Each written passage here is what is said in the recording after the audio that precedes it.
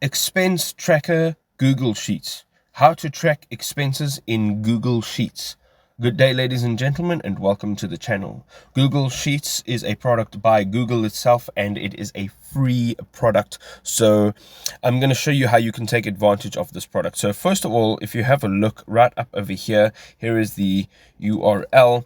As you can see, it's docs.google.com, and you can then sign in and you will have this sheet right over here. As you can see, you can now create a new sheet just by tapping on this file over here. You can tap on new, and you can either import a template from your gallery, which is your Google Sheets or your Google Drive, or you can create a new sheet right over there. So if you're creating a new sheet, this is what it actually looks like.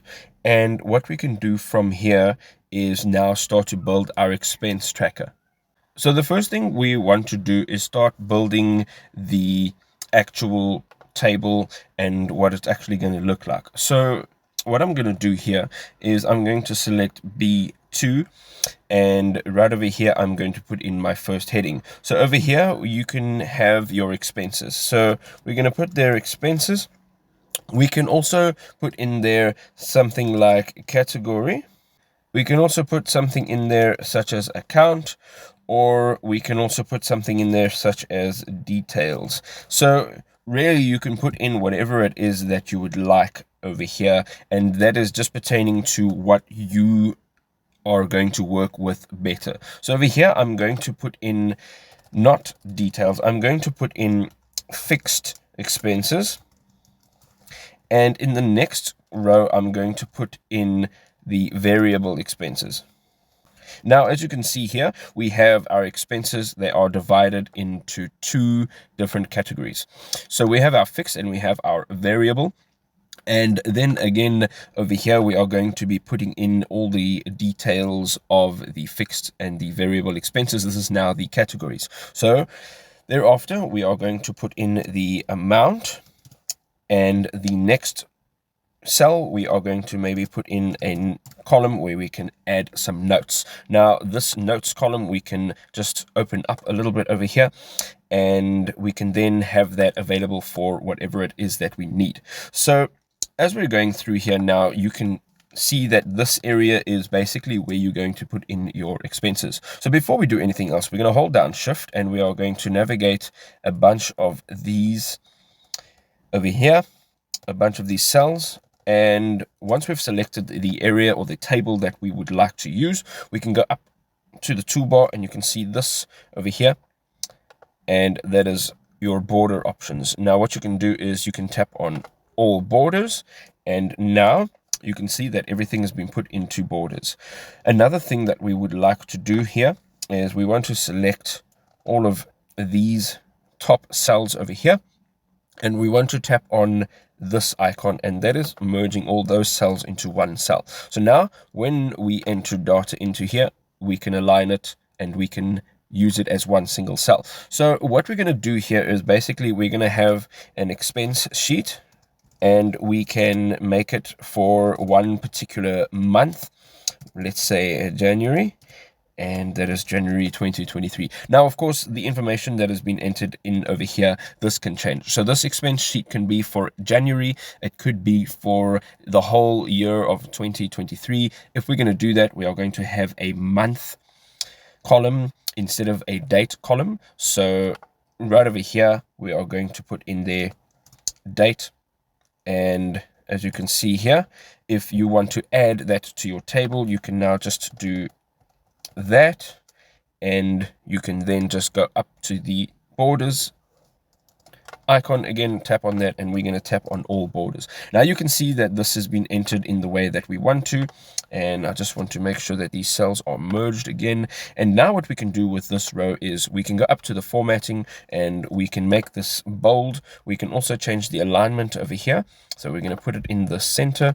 And I always feel as if your spreadsheets and your budget sheets and your expense sheets, if they look good, then you'll want to work with them and they'll be easier to work with. So again, these headings, we want to go ahead, maybe we want to make them bold, and perhaps we want to increase the size of that.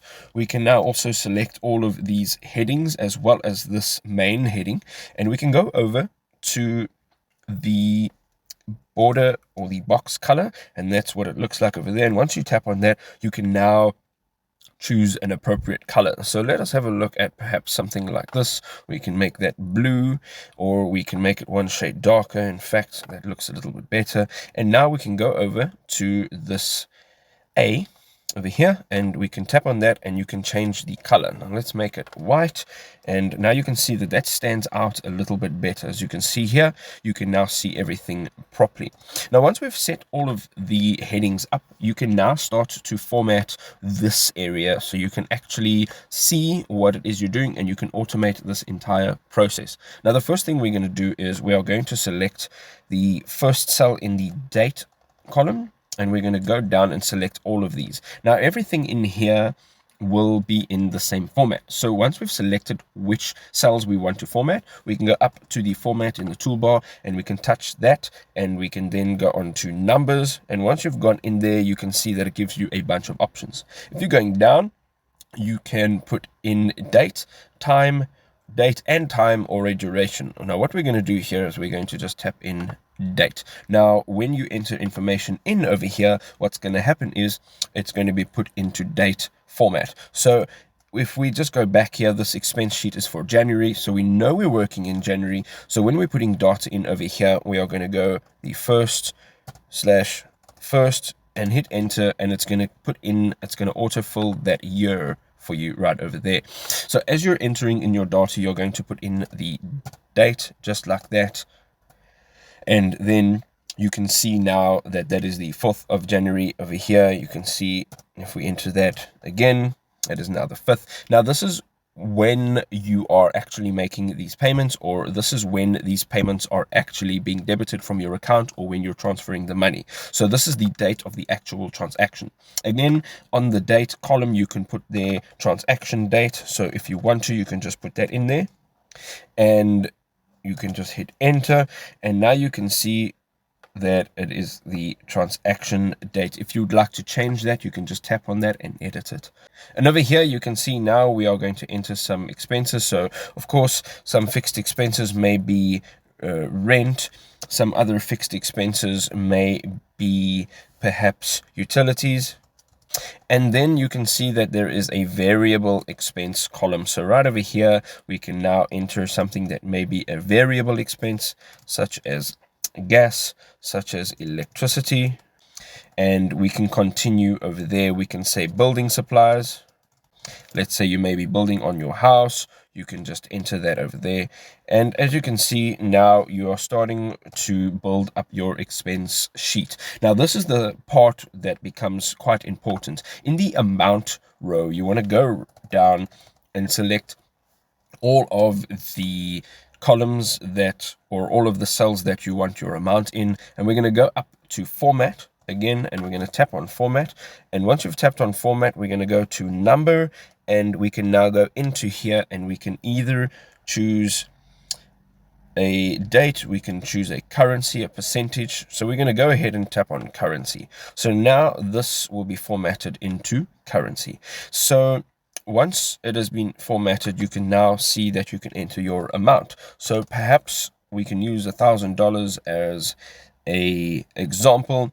As you can see, utilities, we're going to go in at 500. Gas, we're going to go in at 50. Electricity, we're going to go and have a look at $100. And building supplies, we're going to say $200. Now, as you can see here, you can also change the actual currency that you're using. So you can go back up to format, and we're going to go into number again, and we're going to go all the way to the bottom, and you're going to see it says custom currency. Now, once you tap on custom currency, you can now change that symbol manually right at the top, or you can select a symbol as they have provided for you right over here, and you can just tap on apply, and you can see now it's in dollars. Of course, this is appropriate for your specific currency that you are using. So now, as you can see, you've got all your totals over there. You can add notes. You can say that this was for the bedroom, perhaps building supplies for the bedroom. This we can say, so this was gas for work, and then obviously, yes, your rent and utilities. So you don't have to enter notes in every one of these cells. If you do need to, there is that extra column so that you can have that extra information. Now, as you can see here, you have all your amounts, and then right at the bottom, we are going to tap a new cell and we're going to say total. And here you can see that we can then highlight all of these cells and we can go into the borders again. And now we can change the border style. If you tap on this icon over here, so let's go and make it a bit thicker, and we can say all borders, and as you can see now, it has given you a full border. So again, what we can do is we can take these cells and we can merge them. So now you can see that these cells have now been merged. So we can actually just do it like that, and we can leave total in its own little cell. And right over here, now you can put in a total. So what we're going to do is we are going to auto sum these totals. So we can select where we want our total, which is this cell right over here. And if you travel up to your toolbar, you can see all the way at the end of the toolbar, you can see it says functions, and you tap on that, and now you can select to auto sum. So we're going to tap on sum, and as you can see there, all of that is now selected. You can go and select all of those amounts.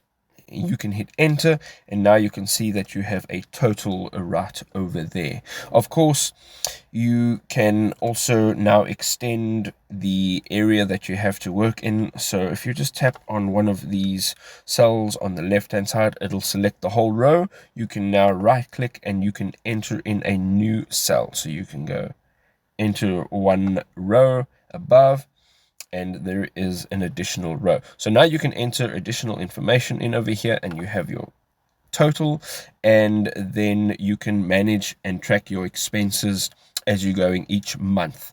On the top of this page right over here, you can see that it says untitled spreadsheet. Once you click on that, you can now enter the name of the spreadsheet. So you can say expenses, and you can make it January 2023. You can name it anything you'd like. All you do is then hit enter when you're done, and the name has been changed.